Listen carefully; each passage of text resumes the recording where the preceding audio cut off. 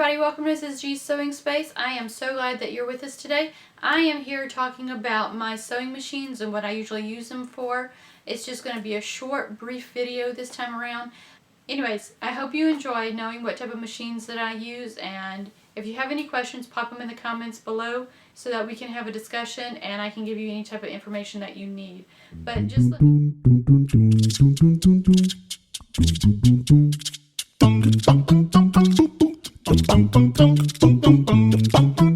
But just let me tell you, when you pick out a sewing machine, always keep your manuals. They are there to help you and to guide you. Always keep your manuals. Honestly, I actually have a binder that I keep all my manuals in, so that way I have them on hand for every single one of my machines. And another tip here, keep the boxes. Most people, when they get the machines, they just throw the boxes out along with all the styrofoam and don't think anything about it.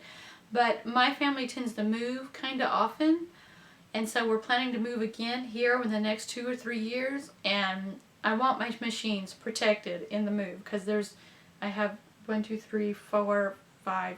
I have 5 sewing machines now, so there's no way I'm going to be able to pack them in the car when there are other things I need to pack in the car when we travel and move.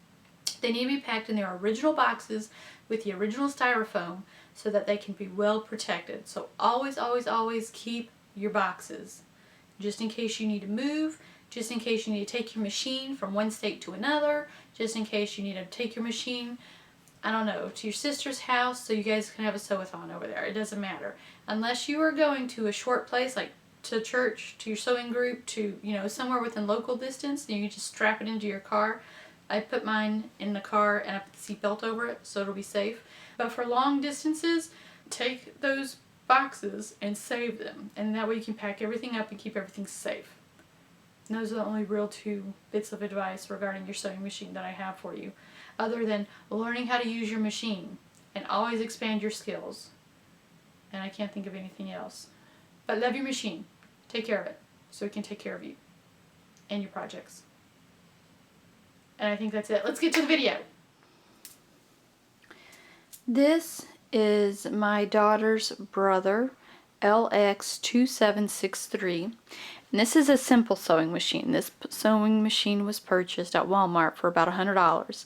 And we got it for her because we got one of those small toy machines. It's about one of those toy machines that are about half this size.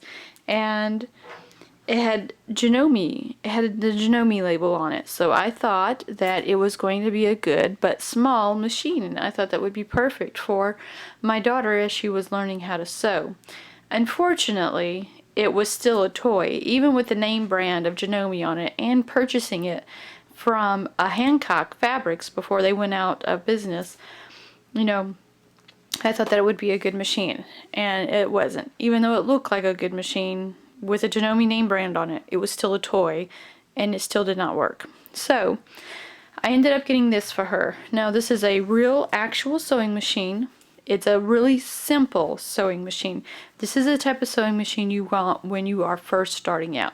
When you're first starting out, you need something with a straight stitch, with a zigzag stitch, and maybe a couple of options.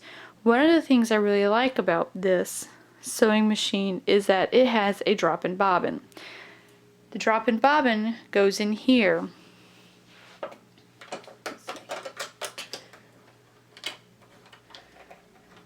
So your bobbin goes straight in there, and you don't have to remove the front to put your bobbin in that way. The older machines tend to do that. Most newer machines have a drop-in bobbin nowadays, and they are so much better. Now, when you are starting out and you first buy your sewing machine, you just want to double check that you have a straight stitch, that you have a zigzag stitch, that it doesn't cost too much money, and that it's a good brand. This one is what you need when you're first starting out. Eventually you're going to come to the point where you want to move out and probably get something fancier, and you could probably afford a little more, or if you save up you can. But starting out for $100, this is a good machine to start out with. On my daughter's machine you have, this is the buttonhole, a straight stitch, your zigzag stitch. These are blind hem stitches. This is a stretch zigzag. I'm not positive exactly what that one is, but it looks kind of like a blind hem or a serging stitch, maybe. Then you have decorative stitches like the scallop and the ovals and the little triangles right there. That is a stretch overcast. That's a,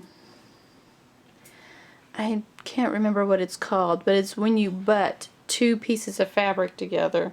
You butt two pieces of fabric together and then it stitches, connecting each of the fabric together, but not overlapping, just together. And I want to say those are also kind of some sort of edge stitching so that you can finish your garment similar to a serger. Then you have SS is your stretch stitches. So you have your stretch stitches for when you sew knits. And the same thing goes along here. Don't know exactly what that one's for, but these are decorative. That's not. I think that's also like a serged edged stitch. And I think those are like crazy stitches for quilting. But when I started sewing, the ones I used the most was the buttonhole, the straight, the zigzag. And when I started working with knits, the stretch, the zigzag is what I started working with the most. And then as I grew into my skills, I did the blind hem and the stretch. That's also a stretch stitch right there. And then I ended up doing the overcast edges. So like that one and that one is what I ended up doing. When I got tired of those stitches and I wanted a more professional look on the inside of my clothes, I went to a serger. So this is my Janome 3160 QDC. I really love this machine. When I bought this machine about 4 years ago, I think it is now, I bought it for about $700. And man, I was ecstatic when I got it because it was an electric machine, meaning that it had a digital readout here. It's not completely mechanical. And I really, really like it. But I like it also because it still has plenty of stitches, but it doesn't go crazy with the amount of stitches that I have on here. So I have had 3 machines prior to this one. One was a white, one was a Janome, and then my very first machine, I don't remember what I had on my very first machine, but it was a very simple machine. It was very much like the brother that I showed you just a moment ago. And so as my skills grew, I wanted a machine that would allow me to explore and create and do more things. And one of the things that I really, really wanted was a single step buttonhole. Man, my other machines, and even my daughter got lucky because this machine, her machine has a single step buttonhole.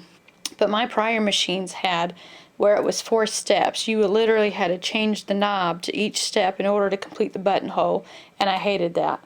And when I found this one fit within my price. It gave me what I wanted. It gave me a digital readout, which I was excited about. And it gave me 1, 2, 3, 4, 5, 6 or 7. I can't decide if that one's a buttonhole or not. But it gave me, no, I think it's 6 different buttonhole options, and it was all one-step buttonhole. And that just made me so excited. I loved it. And so this is what I've been using for the past 4 years. And I love it. And it also came with the table. It comes with the, I don't know what you call this, not the extension. Well, yeah, I guess it is an extension. It has some little extra bits in there that I keep in there for emergency, but mostly I use the bed, which was the clincher when I bought it, because I wanted I would have loved a table that I could set the machine in, but I just don't have the room or can't afford that. So I got this one with the little table on it, and it's been pretty awesome. And so this is the machine that I use now, and the one-step buttonhole and the options are awesome. This is my Baby Lock Eclipse Special Edition serger, and I love my serger as well.